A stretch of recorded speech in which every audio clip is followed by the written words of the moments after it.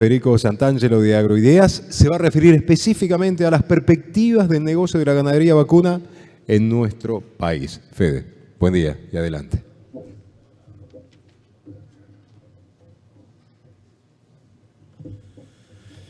Bueno, buenos días a todos. De vuelta, gracias al Instituto por la invitación a participar a estos seminarios. Ya este es el tercero que vengo hablando. Arrancamos allá hace 2 meses atrás en Jesús María, nos tocó Nogoyá y ahora acá en Mar del Plata, y siempre tratando de hablar lo que pasa en el mercado de ganados y carnes. Y esta semana es más que especial lo que está pasando, ¿no? Una semana convulsionada, una semana con mucho ruido, tanto en la economía en general, en el mercado de Hacienda, qué es lo que pasó con las elecciones y todas estas cuestiones.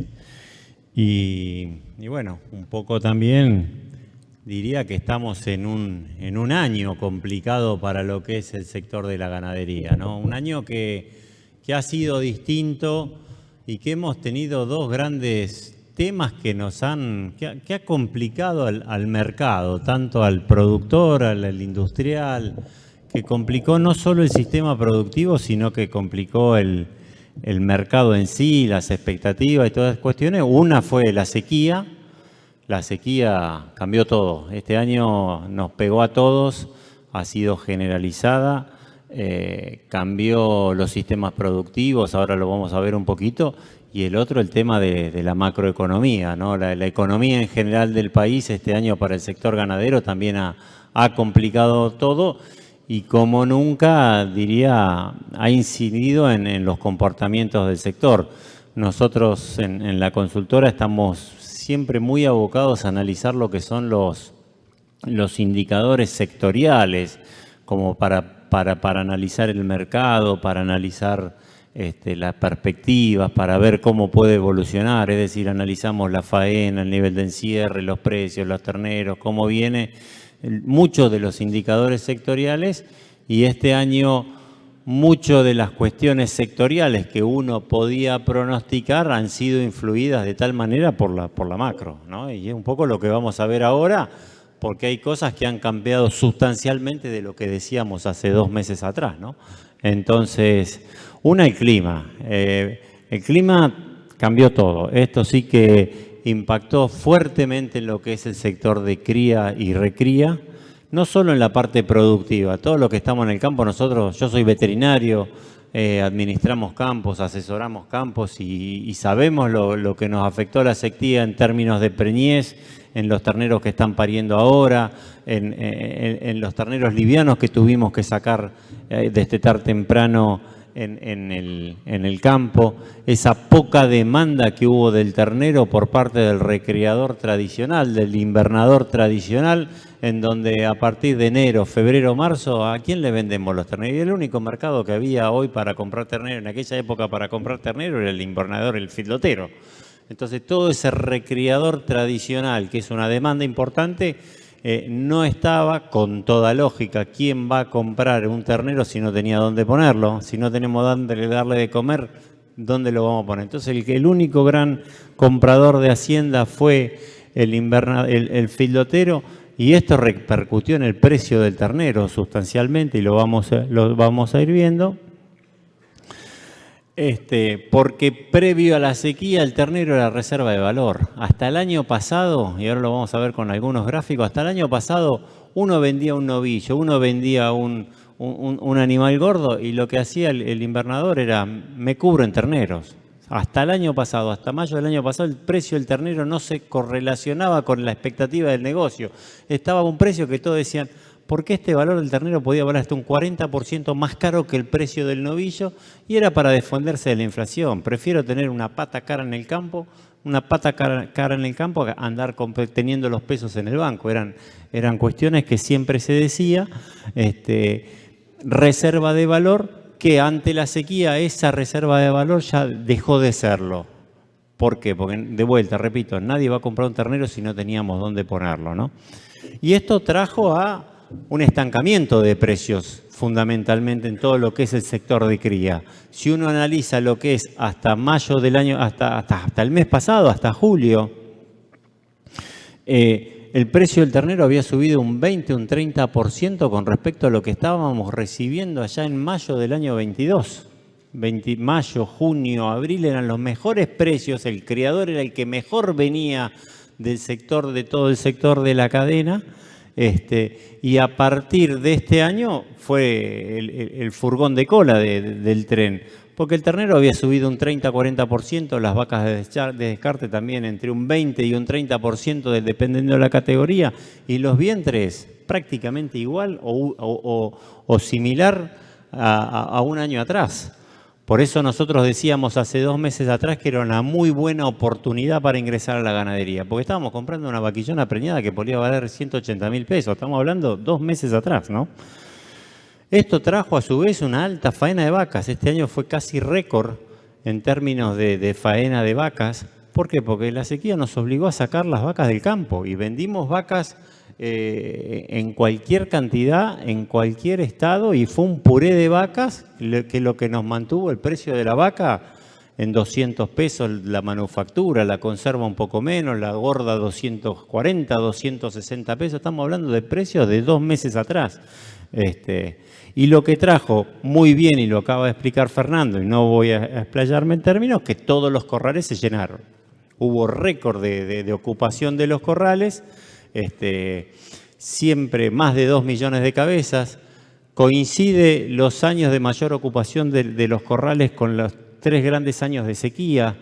Ahora, 2017, 18 y 2008, 2009, los 3 grandes secas que hubo en los últimos años coincidió con el tema de la alta ocupación de los corrales, con la salvedad este año que ingresaron terneros muy tempranos y muy livianos, y empezaron a salir más livianos los terneros con respecto. Es decir, esa recría tradicional que muchos de nosotros hacemos, o el productor de ciclo completo, empieza a hacer en el campo para meter un novillito a los corrales en 3.30, 3.40 y sacarlo después con 4.50, 4.60, no se vio y empezó a faltar, empezó a salir ese animal en forma más temprana. Entonces, toda la parte climática incidió e incide, porque todavía la sequía no terminó. Muchos pronosticadores están hablando que la sequía terminó, que viene el Niño, que viene. Vamos a esperar este fin de semana que llueva y recemos para que llueva, porque sigue estando complicado y hay muchos campos que todavía la primavera no volvió. Entonces, como veníamos diciendo, nos gusta analizar a nosotros mucho el tema del comportamiento y los datos sectoriales, y este año venimos con un nivel de faena altísimo. Es el más alto. Esta es la faena mensualizada, mes por mes. Estamos hablando de 1.200.000, 1.300.000 cabezas. Cuando nosotros analizamos el nivel de faena de promedio mensual de los últimos años, en el 21 teníamos menos de 1.100.000 cabezas, 1.120.000 cabezas a lo largo del año 22 y 1.227.000 cabezas promedio en el largo de estos primeros 7 meses del año. Y siempre dentro de nuestro análisis decimos que el sector se faena todo y ajusta después por precio. Es decir, cuando hay mucha faena tendemos a ver una estabilidad de precios, y cuando la faena empieza a escasear puede haber una subida de precios. A partir de acá nosotros también hacemos qué tipo de animal va a faena, si es el animal de feedlot, si es vaca, si es todas estas cuestiones, pues no es la totalidad de cabezas, sino que el mercado está muy sectorizado, por decir, y todo esto a nosotros nos empezaba a indicar que podía haber un atraso de precios, ¿no? Este cuadro lo que nos marcaba a nosotros, los precios del ternero, ese precio del ternero que veníamos indicando, la curva roja es el precio nominal, el que recibe el productor a lo largo del año, venía muy retrasado. Esto es desde el 17, ¿no? Pero venía muy retrasado. La curva azul es la curva cuando uno lo desfracta por inflaciones a pesos constantes, y veníamos lo que les planteaba hoy. Desde el año 20, cuando el gobierno empieza con muchas intervenciones a restricciones financieras de no poder utilizar, hasta diría mayo del año pasado, el ternero era reserva del valor, lo que les venía diciendo hoy al inicio. Nosotros compramos un ternero con tal de no tener la plata en el campo. Prefiero ver el animal en el campo y recriarlo para tener un valor, llegando así que hasta el año pasado, en mayo, abril del año pasado, eran los mejores precios que venía teniendo el productor. El criador en los últimos 3 años, a mayo del año pasado, estaba casi 100 puntos por encima de la inflación. Venía cómodo, venía holgado en términos de su producción, de sus valores de ingreso. Pero a partir de la sequía, lo que les venía diciendo, a partir de julio del año pasado, en la sequía no fue en primavera, algún campo pudo llover más, un poco menos, pero la sequía empieza a impactar con fuerza por las heladas y todas estas cuestiones. Vemos que cuando el precio de la ganadería, que otra de las constantes que tiene es que muchas veces permanece constante por varios meses y después sube a escalones, pega el salto y puede estar estabilizado por varios meses y pega escalones. Esto lo hemos vivido muchas veces nosotros en el sector, pero cuando era con una inflación del 1 o 2% mensual, y más o menos la campaneábamos, la llevábamos, la podíamos llevar bien. Cuando la inflación se empieza a estar hablando de valores del 5, 6, 8% mensual, el poder real del productor, el ingreso neto del productor, empieza a caer cada vez que mantiene precios más o menos constantes o incluso cayendo en términos nominales, que es lo que había pasado el año pasado. Teníamos 480 y después para fin de diciembre por ahí 460, 450 pesos. Con la inflación nos venía comiendo. Cuando viene una pequeña suba allá en febrero, en enero, febrero, como hoy decía Fernando, se recompone el valor, pero de vuelta, con precios estancados desde febrero contra una inflación del 8, el precio del ternero venía muy retrasado. Ahora bien, nosotros planteábamos que ya para esta época tenía que empezar a haber una recuperación por una cuestión estacional del ternero, que empieza a escasear, ya los productores no tienen mucho ternero en el campo, y por una cuestión estacional, siempre y cuando el clima acompañe, tenía que empezar a ver y se veía una suba del precio del ternero. Ahora bien, acá marcábamos que hasta julio el precio del ternero estaba en 540, 550, 600 pesos. Ahora con la suba del otro día, yo no me atreví a hacer el gráfico ingresando el valor de agosto. Hoy ya los precios del ternero no solo pasaba los 700 que nosotros pensábamos que podía llegar a estar ocurriendo para esta fecha.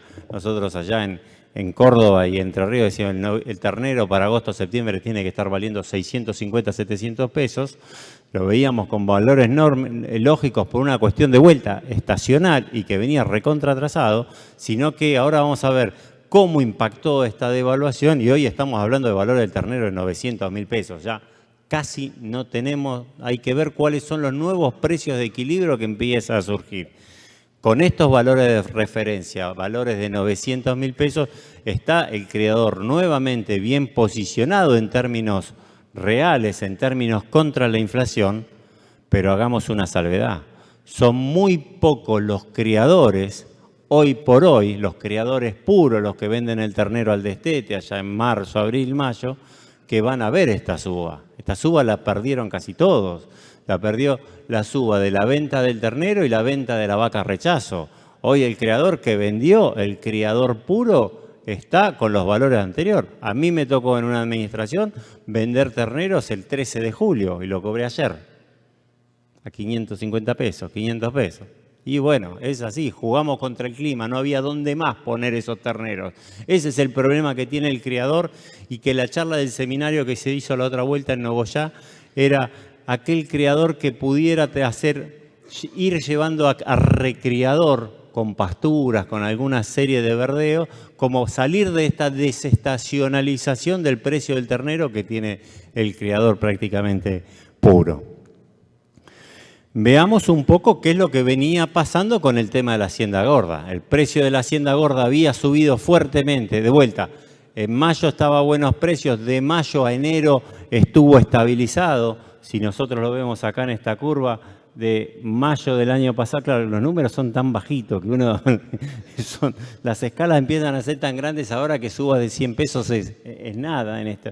Pero desde mayo, abril del año pasado, si uno ve acá, hasta enero de este año estuvo en términos constantes el mismo precio el productor. Vendió muy bien en mayo, pero en enero era un desastre. Cuando uno lo lleva a valores constantes, fíjense cómo el precio del ternero, del novillo, podía valer 700 pesos, llegó a valer 500 pesos hacia fin de diciembre, enero. De vuelta, el engordador, el que vendía novillos, precios muy estancados, cuando a partir de última semana de enero, primero día de febrero, pegó la estampida, subió, de vuelta salimos en los diarios, pues ese es el otro problema. La carne, y ayer lo hablaba con algunos periodistas, la carne sube a escalones, es una característica del sector. Me decían, tendría que estar subiendo todos los meses igual que la inflación. No funciona así, el mercado de la ganadería es distinto y funciona de esta manera. Se estanca el precio, nos comemos 6 meses y por ahí en 6 meses nos sube 50, 60%, que es lo que está pasando ahora. Pero bueno, veníamos con un nivel de pérdida de valores en estos momentos de vuelta, porque de vuelta, les repito, podemos tener valores similares por varios meses, pero contra una inflación del 8 nos carcome toda la rentabilidad. El productor queda destrozado cuando sus ingresos quedan paralizados a valores que teníamos 6 meses atrás. Y por nivel de faena que nosotros veníamos observando, lo que le decíamos, alto nivel de faena, alto nivel de encierre, observábamos un buen nivel de abastecimiento de materia prima. 2 meses atrás, ustedes ven los videos, decíamos, puede llegar, observamos una relativa tranquilidad de precios en términos del novillo gordo, siempre y cuando no ocurriera una devaluación. La única variable que podía llegar a afectar los precios este año era una devaluación. Y en parte empezó a ocurrir hacia fin de julio. Y por 2 grandes motivos. Uno, lo que veníamos diciendo es que estaba muy tranquilo el precio de las vacas. Las vacas es la que nosotros nos marca el piso de precios. Ustedes lo saben bien, siempre el precio más barato es la vaca. Y esa vaca, prácticamente la mayor cantidad de vaca va destinada a la exportación, va destinada a China. China es el mercado que nos sigue comprando grandísimos volúmenes, pero ha caído muchísimo el precio con respecto al año pasado. Entonces teníamos caída del precio internacional de China en dólares, bajó. Con un tipo de cambio atrasado en 280 pesos, descuéntenle las retenciones del 9 que pagaba el frigorífico, y con una muy alta oferta de faena, nos daba que el piso de precio estaba tranquilo. Ahora, ¿qué es lo que observamos nosotros? Si bien una devaluación, por más que China siga manteniendo precios baratos, por tipo de cambio tendería a subir el precio de esa vaca, que es lo que empezó a ocurrir hacia fin de julio, mediados de julio, y escasez estacional de vacas. El puré de vaca ocurrió febrero, marzo, abril, mayo. Si uno observa los niveles de faena de vacas, de 250 a 270 mil vacas mensuales que se faenan, cayó a 210, 200 mil vacas. Cayó casi un 20% el nivel de faena, entre un 10 y un 20% el nivel de faena de vacas mensuales, porque no hay, porque no acabó. Y la otra cuestión que se empezaba a venir observando es ese novillo doble propósito que se habla, ese novillo pesado, entrepesado, que le sirve tanto a la exportación como al supermercado, en donde, por lo que les decía anteriormente, como se encerró mucho ternero liviano, empezó a salir novillito pesado, en el no estar esa recría, ese novillo de 440, 460 empezó a faltar y empezó a competir entre el supermercado y la exportación. Ahora bien, de vuelta, veíamos relativa tranquilidad de precios, salvo que empezara a haber una devaluación que es lo que finalmente ocurrió. En una primera instancia con el dólar maíz, con el dólar agro, donde llevaron el maíz a 60 y pico de mil pesos de un día para otro, esto fue trasladado cuando hay muchos frigoríficos, hay muchos matarifes que tienen su hacienda encerrada en hotelería, y cuando ven que los números de su comida no les cerraban los números, tuvieron que empezar a pujar y trasladar el precio. Y la otra era la devaluación. La devaluación era clarita. ¿Por qué? Porque nos iba a traccionar, por un lado, sobre el precio de la vaca y sobre el precio del novillo de exportación. Entonces, una devaluación era la única variable que nosotros veíamos para que el precio de la hacienda subiera, y que fue realmente lo que pasó. En lo que lleva con el dólar maíz, esa suba desde fin de julio y primeros días de agosto o hasta la semana pasada, subió prácticamente un 30%, y en esta última semana subió un 40%. De vuelta, se planchan los precios y pegan los escalones. Ahora, esta suba es pura y exclusivamente tendiente a tipo de cambio. Ahora bien, por eso decimos nosotros que como nunca o como hace mucho tiempo no veíamos el comportamiento de la economía incidió tanto dentro de los valores, dentro de la intracadena. Hoy el sector ganadero está muy inmerso en este contexto de estos momentos en lo que está pasando en la ganadería, en la economía del país. Como nunca, dice, o como hace muchos años, por un lado, por la incertidumbre que está generando esto, qué va a pasar con el país, qué va a pasar, y aparte, si uno evalúa qué es lo que pasó la semana pasada, ante la incertidumbre de las elecciones, ante la incertidumbre de lo que podía pasar, muchos productores dejaron de vender hacienda directa en el mercado, directa a los frigoríficos. Es decir, ¿vamos a vender hacienda? No, esperemos a la semana a ver qué pasa. Muchos lo hemos hecho, lo hacemos, y no solo hace el productor, lo hace cualquier abastecedor, mayorista. Te vendo, te emito el remito y después le ponemos el precio. ¿Qué es lo que está pasando hoy? No empieza a haber precio. Entonces, ante esa carencia de ventas directas, muchos operadores, y una cosa que me impresionó muchísimo esta semana cuando veía el mercado, es que las pasarelas estaban repletas. Yo nunca había visto el mercado de Cañuelos con tanta gente, porque todos estos operarios compradores de hacienda que compran en directo, fueron a comprar todos al mercado en un momento de poca entrada, a su vez, y con la devaluación. Entonces, por efecto de devaluación, hoy estamos viendo esta suba, y esta suba de 8.30 que yo les marco ahí del novillo es la del martes. La de ayer fue 8.70 el precio promedio del novillo. Es decir, tenemos casi, si uno hace del 15 de julio al 15 de agosto, una suba del 70% en un mes el precio de la hacienda gorda. ¿Esto qué nos da? Que el productor, que el feedlotero, lo hablábamos ayer, si uno analiza la película que está viviendo en este momento, la que compró el ternero barato con una comida relativa, con suba de costo, pero vendiendo estos valores, la película de este encierre le va a dar muy bien. Así como hubo años que le dio muy mal. El feedlot es muy ciclotímico en términos de rentabilidad. La película esta del que encerró y compró ternero a 4.50, 4.80 con el maíz a 50.000 o 60.000, pero vendiendo a 900, le cierra fantástico. Ahora hay que ver qué pasa con la nueva película, que es la que todavía no terminamos de analizar.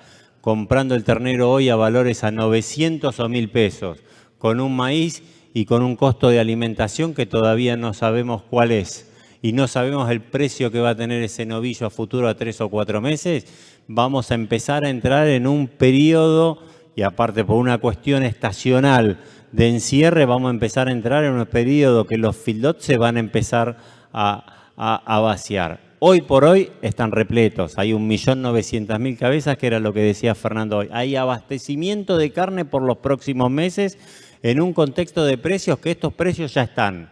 Podrá subir un poco más, un poco menos, pero olvídense que los precios vamos a tener los de hace una semana atrás. Es un nuevo valor del precio de la hacienda que ya está estabilizado y que todavía no sabemos cuál puede ser y cuál puede evolucionar a futuro. Y a partir de ahí, el otro día me decían, tuve al igual que lo que le pasó a Fernando, estamos cambiando la presentación la semana pasada, el lunes, el martes la tuve que cambiar 2 veces. Estábamos haciendo la presentación, se informó cierre de exportaciones por parte del gobierno. Otra vez sopa, dije, esta gente no aprende más, ¿no? Al poco tiempo, no, cierre de exportaciones, se canceló.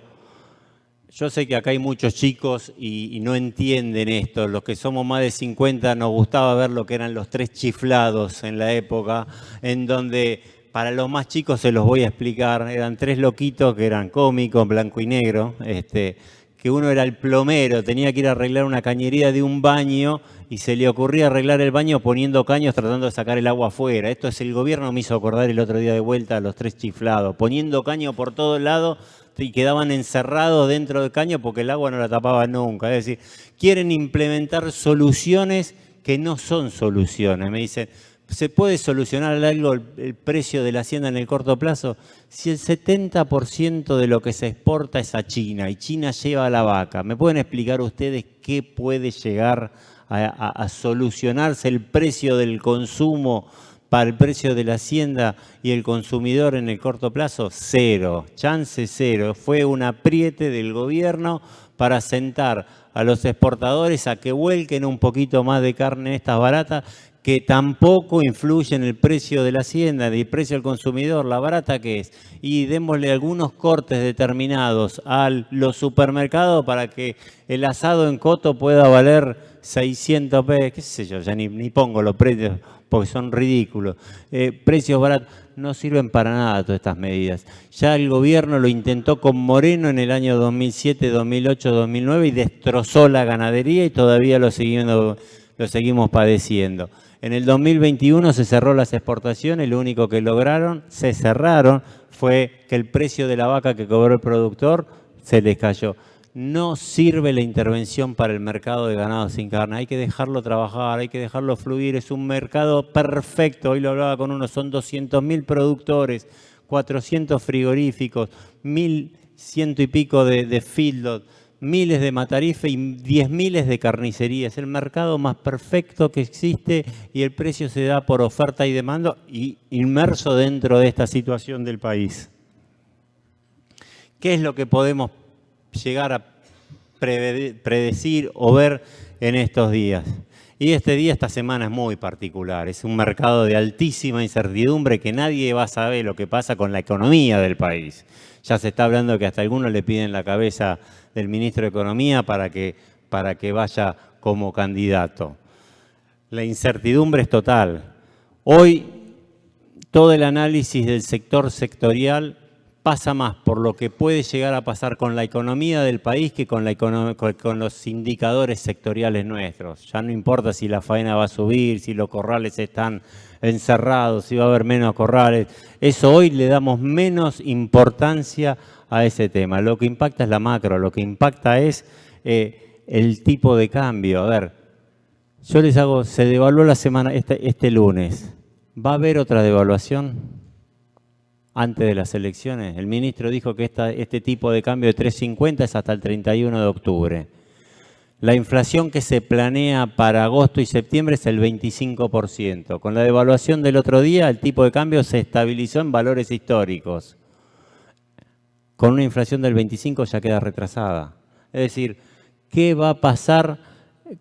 Hoy leí un informe. Con el 25 de inflación, el dólar en septiembre va a ser el dólar constante a 305 pesos. Ya va a quedar atrasado. ¿Le va a servir a un gobierno un dólar a 300? Es decir, ¿va a haber otra devaluación en octubre o no? Lo más probable es que haya otra. El tema es cuánto. ¿Y cuánto? Eso sí que no se lo sé decir. Entonces, sugerencias que uno puede llegar a dar o que uno mismo empieza a que uno asesora, es vender lo justo y necesario. El feedlot tiene que salir a vender porque el animal está gordo y vende y lo cuidaré una semana más, 4 días más, 5 días más, 10 días más, no hay mucho. El otro productor, el que tenga posibilidad de hacer una recría, ahí es momento de estabilizarla, alargarla un poquito, ingresar a corrales, vender lo mínimo, lo justo y sí, plazo corto. Olvidemos, ¿no?, de tratar de vender 60, 90 días libres como hacemos que con el ternero. Por ahí es preferible vender un ternero 30 días y cobrarlo corto y ya los remates de Hacienda Gorda están siendo todos a 7 días, entre 7 y 10 días. Y el tema de las cabañas, que empieza a ver que antes eran plazos de hasta 150 o 90 días libres, se están empezando a cortar o comprar contra kilos machearse contra los kilos de novillo, ¿no? Entonces, es una situación de muchísima incertidumbre. Hay que tratar de sencillar hasta que aclare, como decimos en el campo, y ver un poco lo que pasa. Es una semana crítica esta para estar viendo. Hay faltante de vacas y novillos pesados. Eso ya está. Eso ya llegó. Hoy el exportador se pelea contra el supermercado por ese novillo de 440, 450, 430. Antes era no, el novillo de exportación tiene que ser 480 para arriba. Hoy tenés uno de 440, los exportadores te lo sacan de las manos. Para mi gusto es la mejor mercadería de producir. Aquel que pueda hacer una recría del ternero a pastura y llevar ese ternero a 330, 320, 350 y recién meterlo a corral, es la mejor negocio y el más estable. Esa faltante de hacienda de novillo pesado y vacas hace que los precios se trasladen a la hacienda de consumo. Eso ya está marcado. Las exportaciones siguen con un nivel excelente y van a seguir siendo en un muy buen nivel, por más que el gobierno quiera cerrar. Si exportamos vaca, de vuelta, exportamos vaca, ¿en qué nos va a influir con respecto al mercado? El problema es el clima, el clima todavía no llovió, ahora está lloviendo y Dios quiera que llueva y que llueva en forma, pero la primavera no la tenemos. Entonces, por un lado, las vacas están pariendo en mal estado corporal, con mucho menos terneros va a haber para el año que viene porque la sequía nos trajo problemas de preñeces importantes. Las recrías, muchas pasturas no se pudieron sembrar. Vamos a ver qué pasa con el tema del clima. En los chats ganaderos, así en forma, todos los meteorólogos nos dicen, viene el niño. Está medio autopercibido niña esta, porque todavía no quiere saber nada y no llueve. Es un tema a tener en cuenta. Y otro lo que les venía diciendo, sí, la suba de la hacienda fantástica, subió, pero el criador no la agarró. El criador neto, esa suba de hacienda no la agarró, la va a agarrar el año que viene. Cuando empieza a vender, yo me atrevería a decir que la mayoría de los criadores vendió el 80% de su producción. Entonces tenemos ingresos antiguos con costos nuevos. Ahí hay que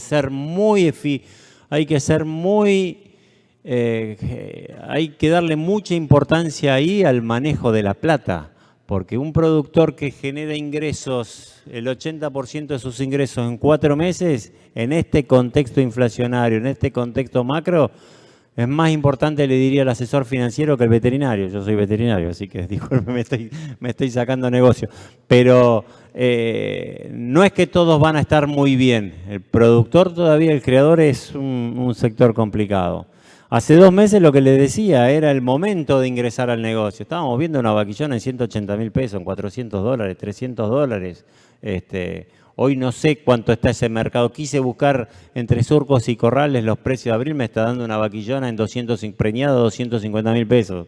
Yo creo que si consiguen vaquillona a 250.000 pesos, cómprenla. No creo que estén esos valores, pero no lo quise poner esa placa porque no la veo. Hoy es cautela y ver qué pasa.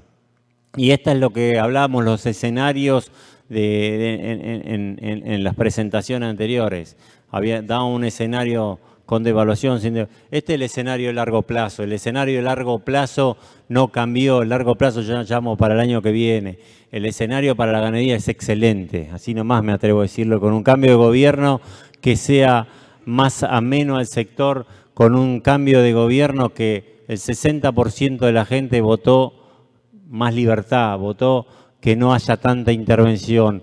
Es decir, si tenemos un gobierno que empiece a controlar o aclarar las variables macroeconómicas en cuanto a tipo de cambio y brecha cambiaria, no podemos tener una brecha más del 100% de brecha cambiaria. Seguimos teniendo, como le decía Fernando, hay dólares, hay cuotas de exportación, hay retenciones, hay cuotas no declaradas, son aprietes, hay que firmar. No hay una libertad para poder exportar libremente. En cuanto el sector tenga libertad para exportar libremente, lo dejen trabajar, tengamos un tipo de cambio que permita exportar más, el negocio va a funcionar mucho más fluido para el año que viene, con una menor oferta de terneros. El año que viene va a haber mucho menos terneros, se habla entre 1 millón y 1,5 millones de cabezas. Son números estimados, yo ese no lo puedo dar, más o menos por pérdida de preñez de destete, pero por la sequía del año pasado. Esto nos va a encarecer todavía muchísimo el tema del ternero. Y otra cuestión, cuando el productor empiece a ver que hay cambio de expectativas, empieza a retener hacienda, y cuando hay retención de hacienda empieza a haber menos oferta de faena en el corto plazo, lo cual vamos a tener otro panorama completamente distinto. Son 6 meses dificilísimos, estamos en el medio de la tormenta en este momento.